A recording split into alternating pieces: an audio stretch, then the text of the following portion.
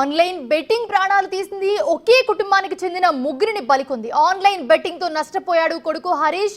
అప్పులు పెరగడంతో అవి తీర్చలేమని మనస్తాపంతో కుటుంబం అంతా కూడా కలిసి ఆత్మహత్య చేసుకుంది. ఇంట్లోనే ఉరివేసుకుని ఆత్మహత్యకు పాల్పడింది ఆ కుటుంబం. ఎడపల్లి మండలం వడ్డేపల్లిలో ఈ ఘటన జరిగింది.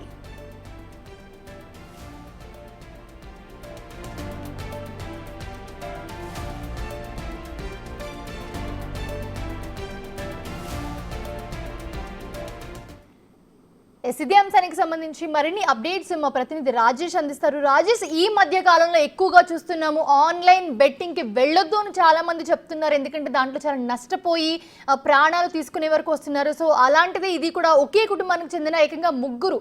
అసలు ఏం జరిగింది? ఎవరు ఆన్లైన్ లో బెట్టింగ్ చేశారు? ఏం జరిగింది? అసలు అప్డేట్స్ ఏమున్నాయి మీ దగ్గర? మూమెంట్లో కూడా రాష్ట్ర వ్యాప్తంగా కూడా ఆన్లైన్ బెట్టింగ్ల ద్వారా చాలా మంది ప్రాణాలు పణంగా పెట్టి ఆత్మహత్య చేసుకుంటున్నారు. చిన్న చిన్న విషయాలకే బెట్టింగ్ చేసిన సందర్భంలో వాళ్ళు ఏదైతే ఫోటోలు మార్పు చేసి లేకపోతే ఇంకేదైనా రకంగా ఇబ్బంది చేస్తామని చెప్పి వీళ్ళని బెదిరించడంతో ఒకసారిగా ఇలాంటి ఘటనలు చోటు చేసుకుంటున్నాయి. కానీ నిజామాబాద్ జిల్లాలో జరిగిన ఘటన అయితే ఒకసారిగా అందరికీ కలిసివేసింది. కొడుకు చేసిన ఆన్లైన్ బెట్టింగ్ కి తల్లిదండ్రులు మనస్తాపంతో పరువు పోయడపోతుందో అని చెప్పి బయట ఎవరితో ఇలా తిరగలేమని చెప్పి ఆత్మహత్య చేస్తున్న ఘటన వెలుగులోకి వచ్చింది. ఎడిపల్లి మండలంలో సంబంధించిన ఈ ఘటన చోటు చేస్తుంది. వడ్డేపల్లి గ్రామం చెందిన రంగనేని సురేష్, భార్య హేమలత, కుమారుడు హరీష్.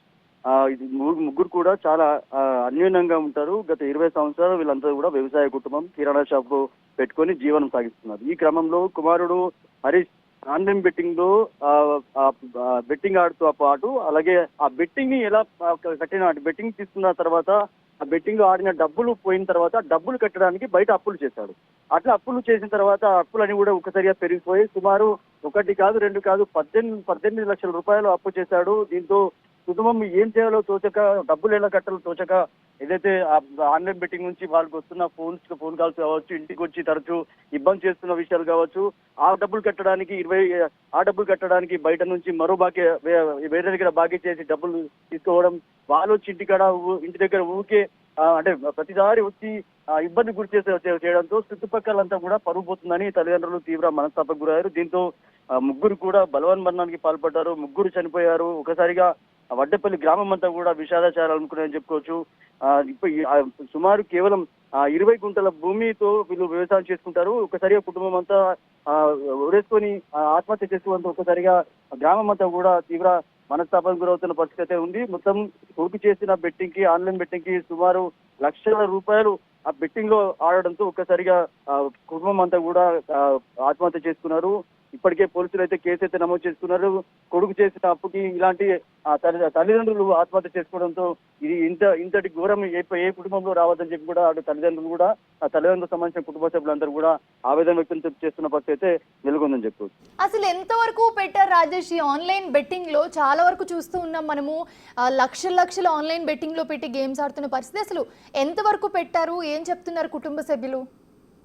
అంటే ఇప్పటి వరకు కుటుంబ సభ్యుల్లో వీళ్ళు ముగ్గురికి మాత్రమే ఈ బెట్టింగ్ విషయం తెలుసు. కానీ బయట చేసిన ఏదైతే బెట్టింగ్ డబ్బులు కట్టడానికి బయట నుంచి బాకీ తీసుకొచ్చి ఇతరుల నుంచి 3 రూపాయలకు 4 రూపాయలకు వడ్డీ తీసుకొచ్చి డబ్బులు కట్టడానికి డబ్బులు తీసుకురావడంతో ఆ వడ్డీ పెరిగింది. దాంతో పాటు ఆన్లైన్ బెట్టింగ్ కట్టాల్సిన బాకీ పెరిగింది. దీంతో ఆ బాకీ కట్టకపోయేసరికి కుటుంబ సభ్యులు వచ్చి ఇంటికాడ తరచు గొడవ చేయడము, లేకపోతే వాళ్ళని దూషించడంతో ఒకసారిగా కుటుంబం అంతా కలిసివేసిందని చెప్పుకోవచ్చు. ముఖ్యంగా కేవలం అంటే మొదటగా ₹1,00,000 నుంచి సుమారు 2 లక్షల వరకు బెట్టింగ్ ఆడిన తర్వాత ఆ బెట్టింగ్ అలవాటుగా మారింది. ఇంకా తరచు ఆడాలి అనిపించింది. ఆ బాబుకి ఎవరైతే అంటే స్థానికులు కూడా వాళ్ళు చెప్తున్న పరిస్థితి అంటే తరచు ఫోన్లో ఆ గేమ్స్ ఆడేవాడు అని చెప్పి చెప్తున్నారు. కానీ ఆ బెట్టింగ్ ఆడిన డబ్బులు ఎంత ఉన్నాయో తెలియదు. కానీ ఆ బెట్టింగ్ డబ్బులు కట్టడానికి బయట నుంచి బాకీ తీసుకొచ్చాడు. అంటే బెట్టింగ్ డబ్బుల కంటే బయట తీసుకొచ్చిన బాకీ ఎక్కువ చెప్తున్నారు. అటు బెట్టింగ్ అలవాటు పడి ఇటు బాకీ తీసుకొచ్చిన దానికి వడ్డీ పెరగడంతో ఇంత వడ్డీ బాకీ పెరిగింది. సుమారు 18 లక్షల వరకు బయట బాకీ పడ్డాడు. దీంతో ఏదైతే డబ్బులు కట్టిన తర్వాత ఇదంతా ఒకసారిగా అందరికి కట్టకపోయేసరికి అంతా కలిసివేసిందని చెప్పుకోవచ్చు. కుటుంబ సభ్యులు అయితే ఆత్మహత్య చేసుకున్నారు. కుటుంబం అంతా ఒక్కసారిగా బలవన్మరణం పాల్పడ్డారు. అందరూ ముగ్గురు చనిపోయారు. దీంతో గ్రామంలో విషాదాచారాలు అనుకున్నాయి. పోలీసులు అయితే కేసు నమోదు చేస్తున్నారు, విచారణ అయితే చేపడుతున్నారు. వీళ్ళ మృతికి కారణాలు ఎవరని కూడా పోలీసులు అయితే విచారణ చేస్తున్నారు. ఫోన్ కాల్ ద్వారా ఆ బెట్టింగ్ అంటే ఏ కంపెనీ ద్వారా బెట్టింగ్ ఆడడానికి కూడా పోలీసులు అయితే ఆ సైబర్ క్రైమ్ కూడా అప్పచెప్పారు. దీంతో పోలీసులు అయితే కేసు అయితే నమోదు చేసుకుని దర్యాప్తు చేస్తున్నారు. Right thanks for the updates Rajesh.